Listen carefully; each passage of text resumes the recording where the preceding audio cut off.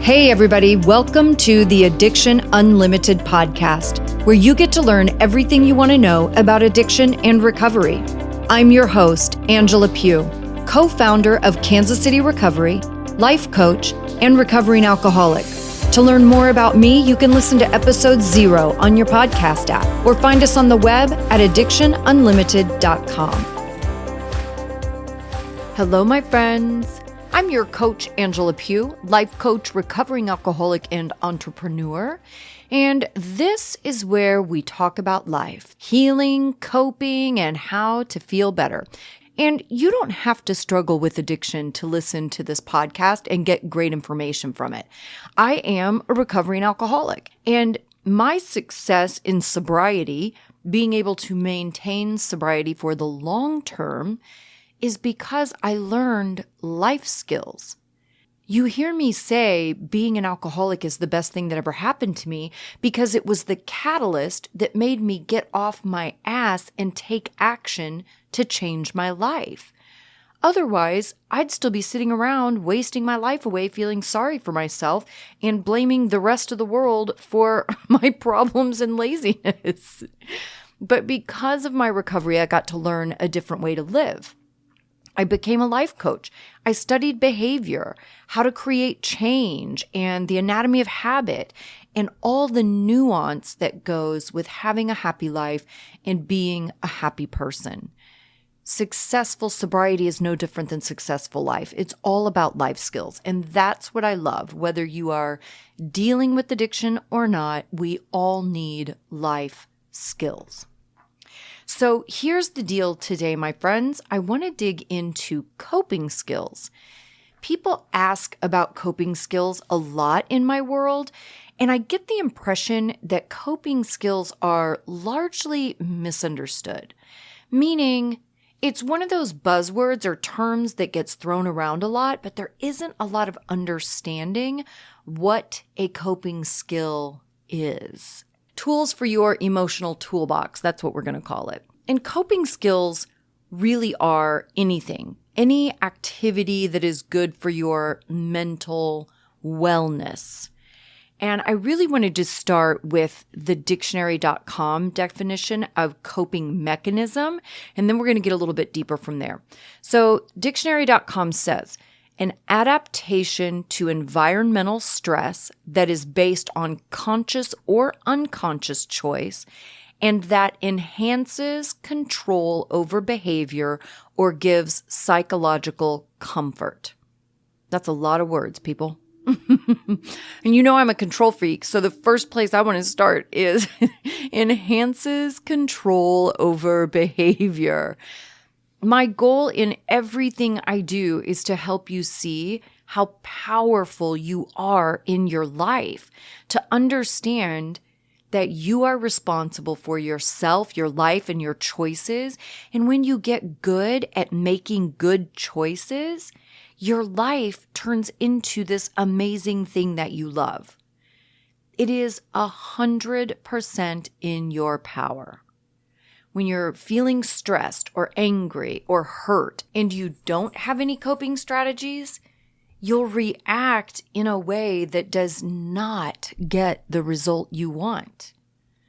Like if your partner says something that hurts your feelings, you don't have coping skills, so your immediate reaction is to hurt them back. Say something mean and insulting because they hurt you, so you want to hurt them.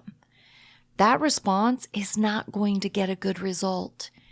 It's going to cause pain, deeper hurt, anger, resentment, and the rut in that relationship just got bigger, all because you didn't have the tools to cope with your feelings and control your mouth. Really, that's always my problem, is controlling my mouth. Always my problem. And think about it the other way. Your partner gets irritated with something and says something that hurts your feelings. If you just take a second and think and maybe give some grace and forgiveness and think, wow, they must have had a really crappy day to be irritated by that. Maybe I'll just give them some space and we can talk later. If you can just do that, there's no fight. Your whole day or evening doesn't get turned upside down with a bunch of unnecessary drama. and you can address it later as a calm human. And what I said right there, that little scenario, take a second and think, that's a coping skill.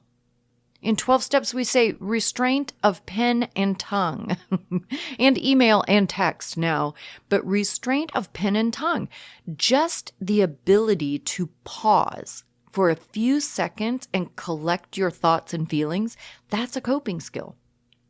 And it's a game changer. Coping skills are things that we can do in the moment when we are feeling lousy or upset or irritated, disgruntled, whatever the thing may be, that helps us turn down the volume of our emotions so we don't have to get overwhelmed. Coping skills help us get through the stressful situations with a little more ease and without doing something you'll regret later on. And what I want you to see is how much power you have here. You can see how big the difference is by you doing the smallest thing. It's not huge action. It's not profound. It's the most simple action of pausing for a moment and making a choice to not react that changes the outcome of the whole situation. That's how powerful you are.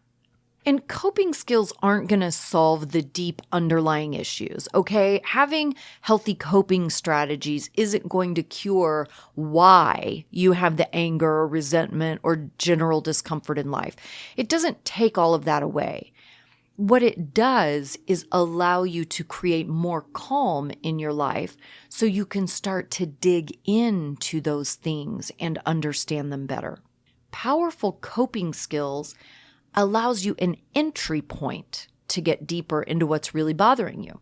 If I can't cope with myself and manage myself on a minute-to-minute basis, how will I ever have the opportunity to dig deeper? That's how I was in my 20s and 30s. I was a mess. I did nothing but react to every stimulus, good or bad. I was reacting all over the damn place. and now looking back, I can see that just reacting to everything didn't allow me to make healthy choices for my life. When I learned to pause, then seek guidance from my coach and talk things out, or journal, write it all out in my journal, then and only then was my head clear enough to make a good choice. All of those things I just mentioned are coping skills. Pause, seek guidance from a coach or your person, whoever your person is, seek guidance to talk things out, write it out in the journal. Those are all coping skills. Here's something else you can start practicing immediately. Non-blaming. This is big. Whenever a feeling pops up, most people's immediate response is to start figuring out who to blame. Whose fault is it? Who did what? It's their fault. They did this. If they would have done that instead of this, then I wouldn't feel this way. If that would have happened this other way, then I would have gotten what I wanted and I wouldn't be upset. They said this, so I feel this. They did this, so I feel this. It's always someone else's fault. This is exactly how you give your power away. Again, I want you to see how much power you have in these situations. And if you think like you're a victim, and everything in your life is because of someone or something else, then you give all the power to the someone and something else. Take your power back. The circumstances of your life are a direct result of your choices. Other people and situations are out of our control, but how you respond to them is 100% in your control. You can be a victim or you can have power. But you can't do both at the same time. They don't go together. So coping skills don't cure every issue you have. What they do is bring it down a notch so you can think about things before you respond. And that takes the edge off the feelings and allows you to make better choices. Different coping skills serve a different purpose too. Relaxation coping skills calm your body and your mind. They're soothing to calm anxiety. Anxiety has a huge physical response, meaning you feel it in your body. Like when you get super anxious, I'm sure you can name every single thing that happens in your body when your anxiety goes through the roof, right? You can have stomach issues. You can get a headache. Your heart starts racing. These are physical symptoms that you can calm. So if your anxiety is high and you're feeling this stuff, your mind is going crazy, you're feeling the physical symptoms, then you want relaxation coping skills. Take a warm bath. Have a cup of tea, hot tea or calming tea, whatever tea makes you happy. Do the deep belly breaths that we always talk about. Deep breathing. Any kind of deep breathing helps calm your body and your mind. Stretch. This is really good. Do some stretching yoga or just simple stretches to alleviate the tension in your body. Meditate for a few minutes. All of these are coping skills for calming your mind and your body. Another set of skills are mindfulness skills. This is another buzzword that gets thrown around a lot, but you want to use these when you're worrying or future tripping, as I like to call it. You're worrying about things in the future that may never even happen, right? That's future tripping. What if I don't get the house? Or what if I don't get the job? What if I don't get the raise? What if I don't stay sober? What if I don't have enough money or the check doesn't get here in time? Or what if I wear the wrong outfit or I say something stupid? What will they think of me? We get caught up in worrying about situations that we largely make up in our heads. First of all, if any of those things happen, there's a solution, right? You figure it out. When you're put in a crappy situation that doesn't go the way you want it to, you figure it out. That's all. But in this instance, when you're worrying, future tripping, you want to get mindful. All that means is focus your awareness on what is actually happening right now in this moment. Do a quick gratitude check. Right? I can always gratitude list. I'm grateful for my dog. I'm grateful for my sobriety. I'm grateful for my family.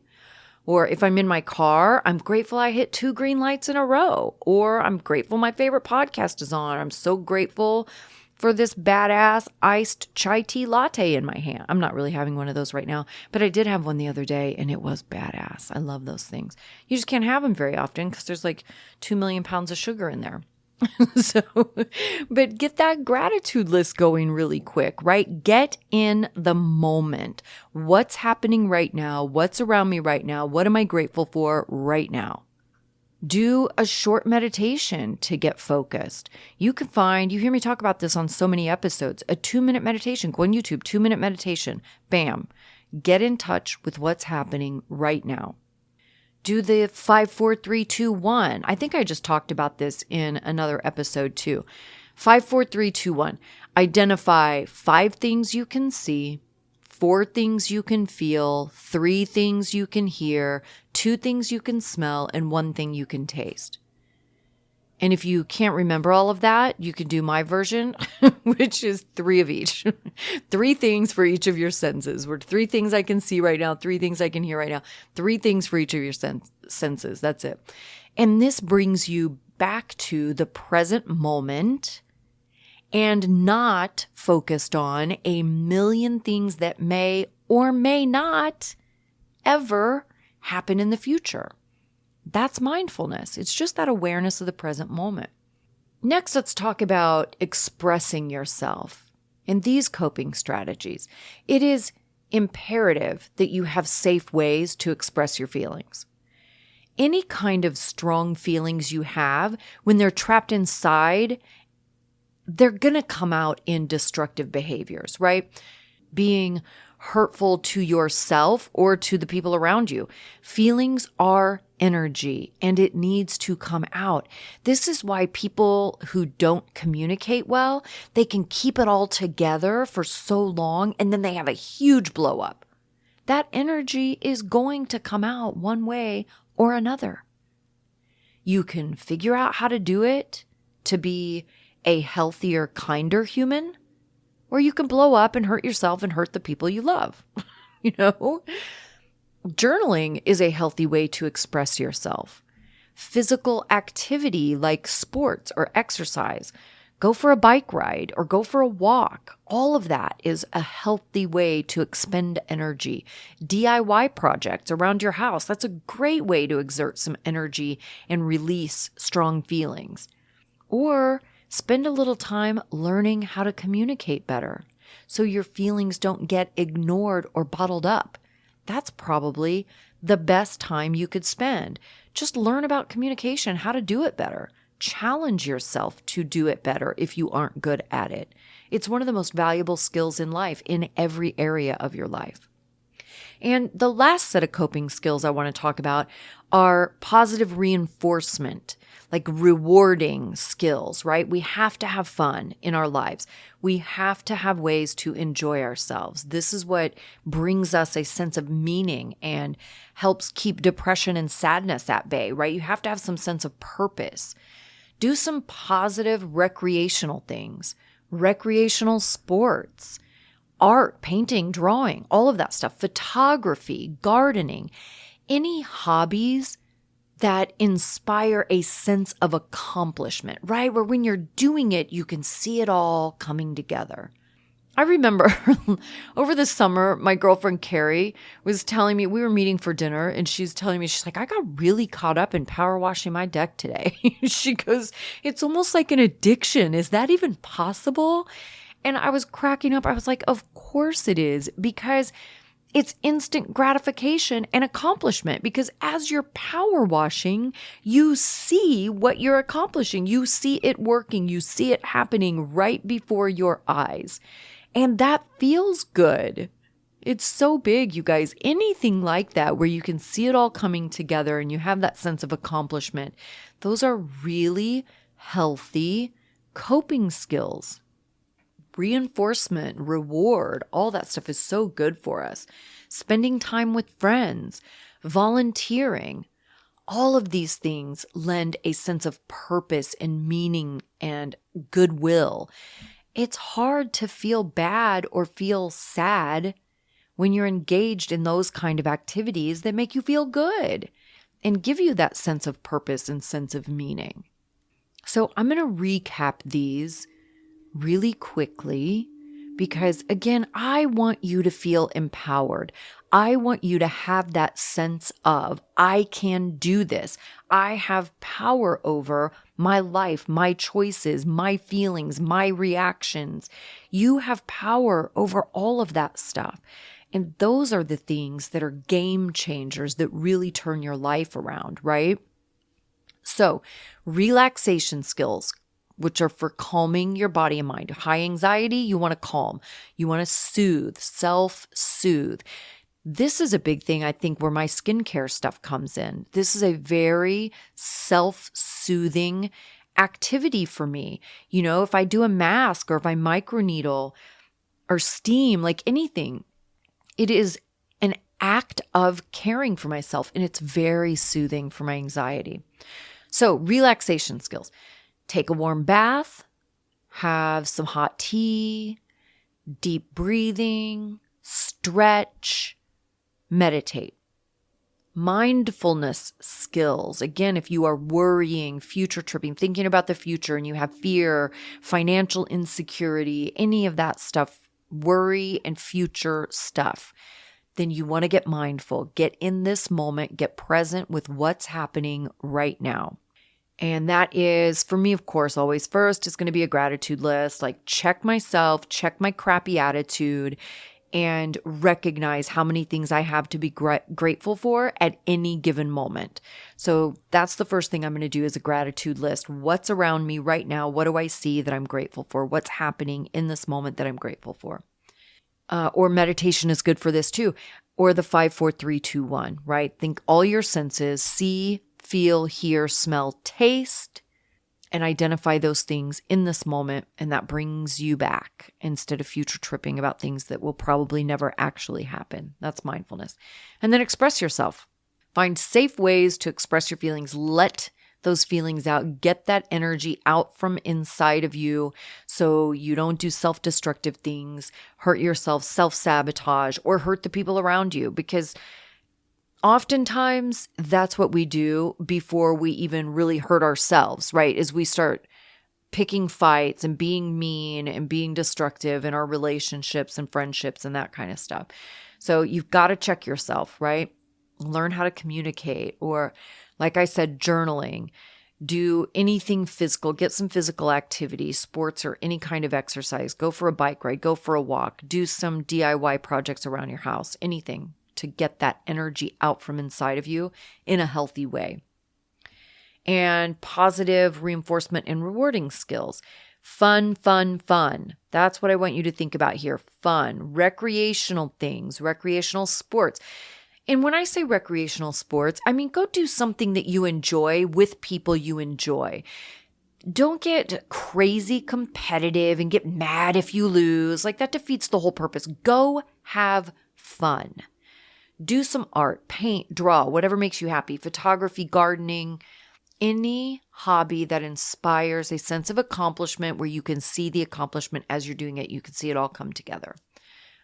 Spend time with friends. Go volunteer, all of those things. Again, a sense of purpose, a feeling of accomplishment, a sense of meaning in your life. And that makes it really hard to feel bad when you're doing those good, healthy, fun things. Okay, those are coping skills. I hope you have a little better understanding of what coping skills are and how to use them. And literally, you guys, there are millions of coping skills, right? I just wanted to get a rundown of kind of how I break them down, what I use different coping skills for different situations, and give you some ideas to get the wheels turning so you can adapt it to your own life and your own hobbies and your own situation. So we can start having responses instead of reactions. And you can start gaining a little more power and control in your life and what's happening and making better, healthier choices. And don't forget, if you love this episode and all of these coping strategies, take a minute and share this episode or leave me a review on your favorite podcast app. All of that stuff is so helpful to me, and I appreciate you guys for taking a few minutes to do it. I hope you're having a fantastic day, and I will see you next week. You've reached the end of another great episode of the Addiction Unlimited podcast. Candid and honest conversation about addiction and recovery. Be sure to visit us at addictionunlimited.com to join the conversation and access show notes and links to everything we talked about. Love this episode? Please take 30 seconds to subscribe, rate, and review on iTunes to help us improve and give you the information you want. Thanks for listening. See you next week.